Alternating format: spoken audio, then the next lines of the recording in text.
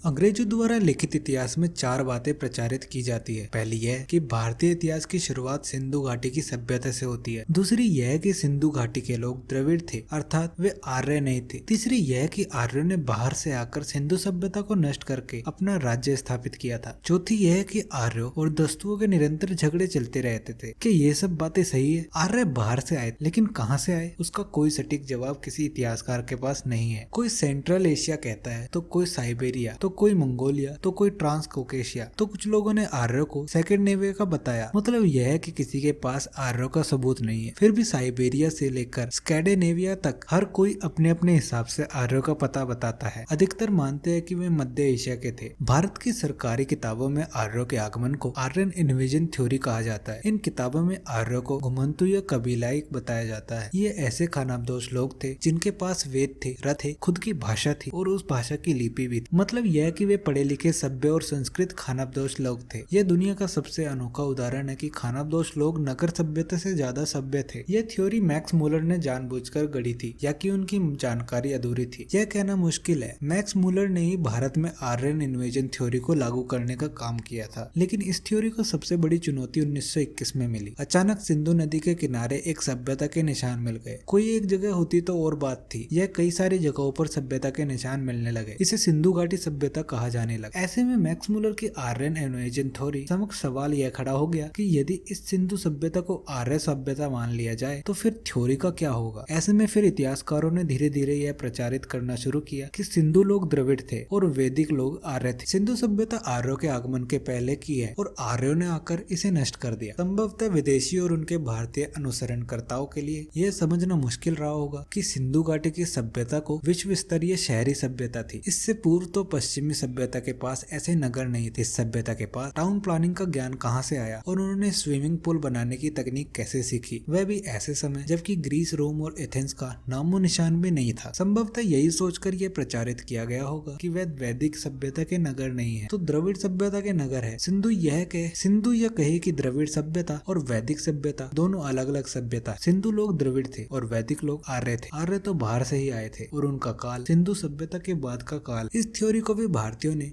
Aryan invasion theory की तरह मान लिया। आर्य किसी जाति का नहीं बल्कि एक विशेष विचारधारा को मानने वाले का समूह था, जिसमें श्वेत, पित्त, रक्त, श्याम और अश्वेत रंग के सभी लोग शामिल थे। अंग्रेजों की खुदाई से माना जाता था कि 2600 ईसा पूर्व अर्थात आज से 4616 वर्ष पूर्व इस नगर सभ्यता की स्थापना हुई थी। कुछ इतिहासकारों के अनुसार इस सभ्यता का काल निर्धारण किया गया है लगभग 2700 ईसा पूर्व से 1900 ईसा पूर्व तक माना जाता है। IIT खड़गपुर और भारतीय पुरातत्व विभाग के वैज्ञानिकों ने सिंधु घाटी सभ्यता की प्राचीनता को लेकर नए तथ्य सामने रखे। वैज्ञानिकों के मुताबिक यह सभ्यता 5500 साल नहीं बल्कि 8000 साल पुरानी थी। इस लिहाज से यह सभ्यता मिस्र और मेसोपोटामिया की सभ्यता से भी पहले की है। मिस्र की सभ्यता 7000 ईसा पूर्व से 3000 ईसा पूर्व तक रहने के प्रमाण मिलते हैं, जबकि मेसोपोटामिया की सभ्यता 6500 ईसा पूर्व से 3100 ईसा पूर्व तक अस्तित्व में थी। शोधकर्ता ने इसके अलावा हड़प्पा सभ्यता से 10,000 वर्ष पूर्व की सभ्यता के प्रमाण भी खोज निकाले हैं। वैज्ञानिकों का यह शोध प्रतिष्ठित रिसर्च पत्रिका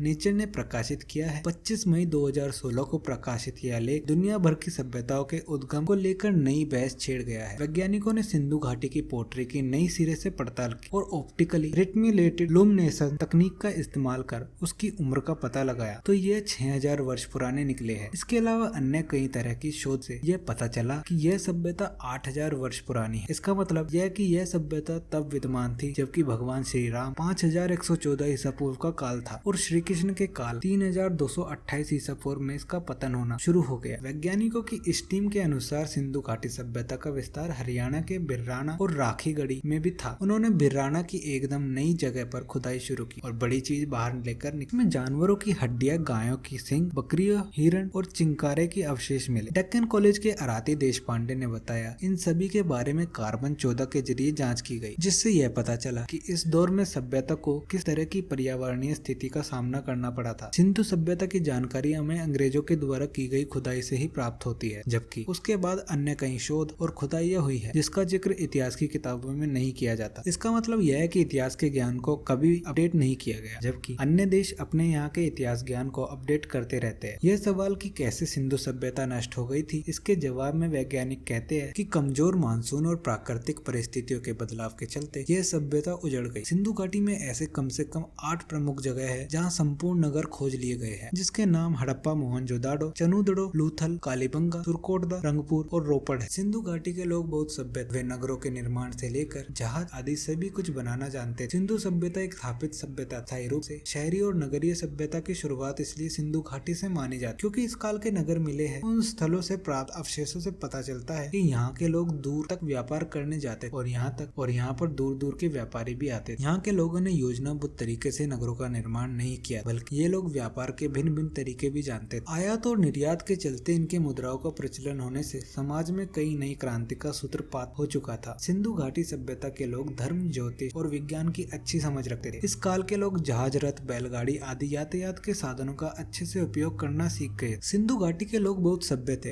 वे नगरों के निर्माण से लेकर जहाज आदि सब कुछ बनाना जानते थे। सिंधु घाटी सभ्यता की खुदाई में पकी हुई मिट्टी के दीपक प्राप्त हुए। मोहनजोदड़ो की खुदाई में इस नगर की इमारतें, स्नानघर, मुद्रा, मोहर, बर्तन, मूर्तियां, फूलदान आदि उनके वस्तुएं मिले। हड़प्पा सभ्यता के मोहनजोदड़ो से कपड़ों के टुकड़ों के विशेष, चांदी के फूलदान के ढक्कन तथा कुछ अन्य तांबे और लोहे की वस्तुएं मिली। कुछ मानते हैं कि आर्यों को बाहरी और आक्रमणकारी सिद्ध करने के लिए अंग्रेजों ने कोई कसर नहीं छोड़ी। 1500 ईसा पूर्व से 500 ईस्वी पूर्व के बीच के काल को अंग्रेजों ने आर्यों का काल घोषित कर रखा है। उन्हीं के द्वारा कथित रूप से शोध किए गए इतिहास को हमारे यहाँ के इतिहासकारों ने मानक मानकर उस आधार पर की अपनी किताबें और शोध पुस्तकें प्रकाशित की। अंततः समाज में यह भ्रांति फैलती गई कि आर्यों ने द्रविड़ की सिंधु सभ्यता को नष्ट कर दिया। आर्य घोड़े पर सवार होकर आए और उन्होंने भारत पर आक्रमण कर यहाँ के लोगों पर शासन किया। 1500 ईसा पूर्व घोड़े के बारे में सिर्फ आर्य ही जानते थे। ये थी आर्यन के भारत आने की कहानी। वीडियो पसंद आए तो वीडियो को लाइक करें, सब्सक्राइब करें और कमेंट जरूर करें।